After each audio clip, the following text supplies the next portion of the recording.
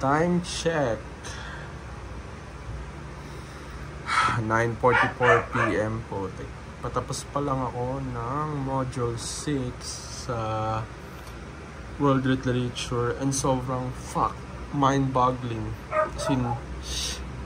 Sobrang sumabog yung utak ko sa Russian literature. There are two prominent authors, writers nung 19th century. Si Dostoyevsky at si Tuwalski.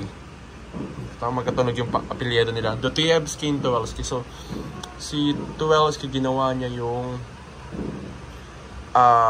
War and Peace.